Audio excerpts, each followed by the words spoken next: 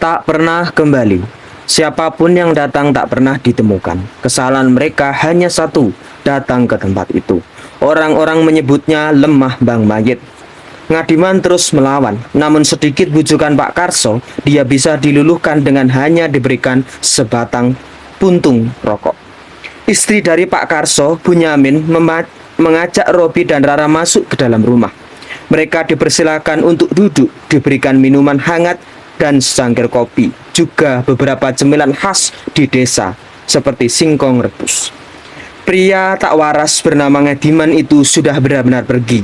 Pak Karso masuk ke dalam rumah, duduk dengan serius, mendengarkan penjelasan dua mahasiswa di rumah tamu rumahnya.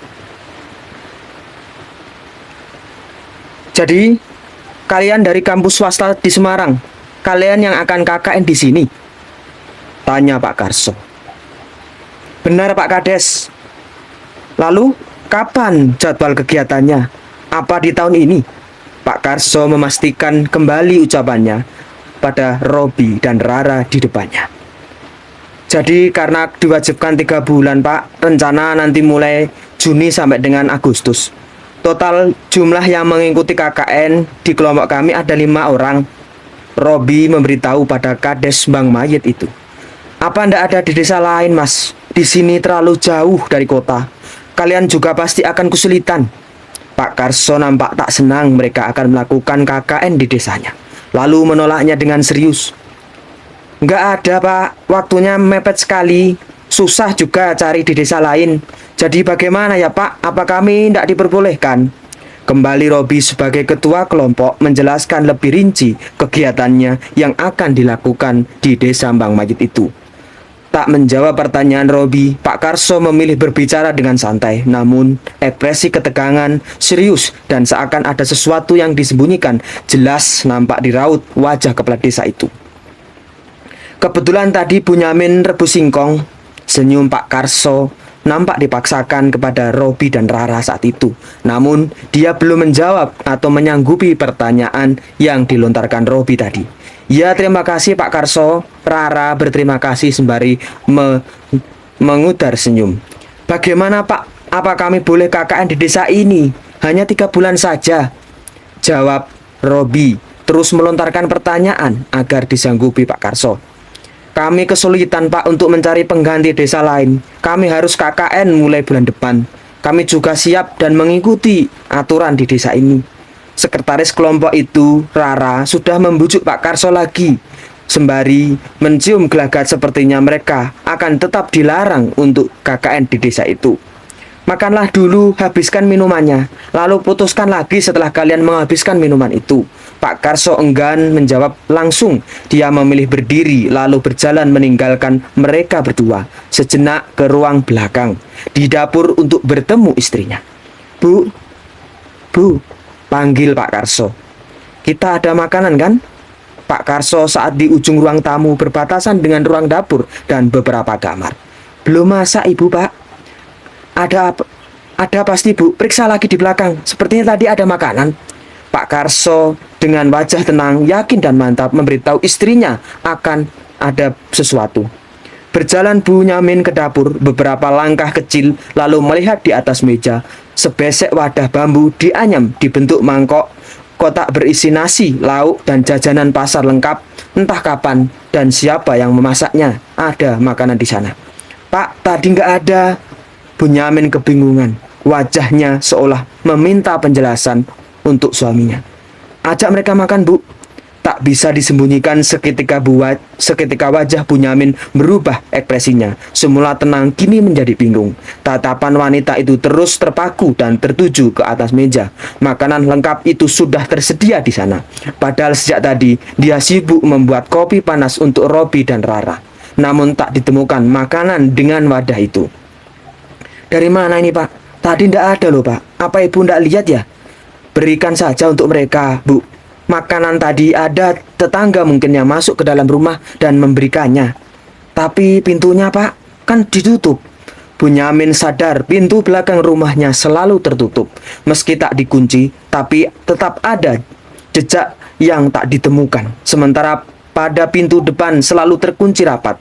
Mungkin benar kata suaminya. Ada tetangga yang masuk dan mengantarkan makanan itu. Kades Mbang Mayit itu berpaling berjalan pelan kembali ke ruang tamu tanpa menjawab pertanyaan istrinya. Saat bertemu kembali dengan Robi dan Rara, wajah Pak Karso terlihat tenang. Dengan posisi masih berdiri, dia bertanya pada dua mahasiswa itu, "Kalian sudah memutuskan?" "Sudah Pak Karso, kami sudah putuskan." "Apa kalian tetap akan KKN di sini? Apa ndak sebaiknya kalian pindah ke lokasi saja?" Pak Karso ingin memastikan dan sedikit mempengaruhi agar mereka tetap memilih pindah. "Ndak Pak, kami tetap ingin mengadakan KKN di sini. Tolong izinkan ya Pak, hanya 3 bulan saja." Robi terus membujuk dan sedikit mendesak Pak Karso agar mengizinkan kepada mereka melakukan KKN di situ. "Ya sudah, kalau itu memang keinginan kalian." Wajah Pak Karso berubah. Jelas sekali ada sesuatu yang sedang dia sembunyikan.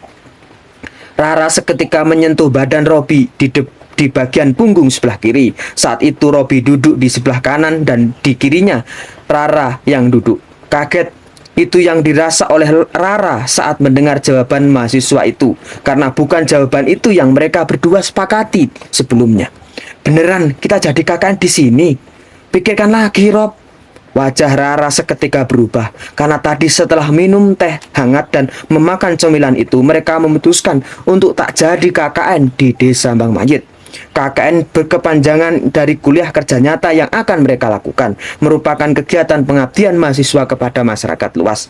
KKN juga merupakan tugas kuliah yang biasanya wajib dilakukan saat menjelang semester akhir, yaitu semester 7.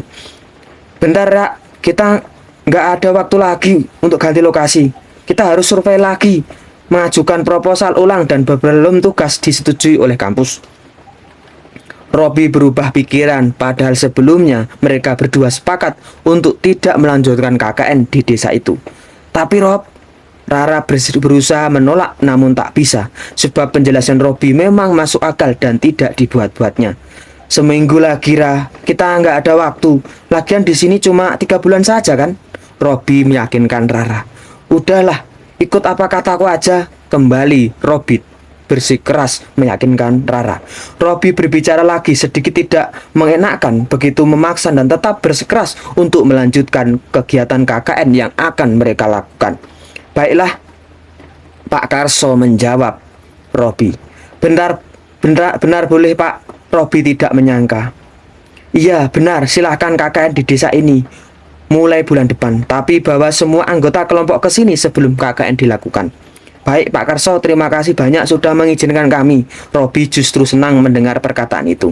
Wajah Rara begitu khawatir, nampak pucat, tetapi dia tak tahu apa sebenarnya yang terjadi di desa itu. Keputusan hari itu mungkin bisa saja menjadi petaka yang akan menimpa mereka dan teman-temannya. Namun Robi dengan wajah senang dan sumringah mendengar Pak Karso mengizinkan mereka.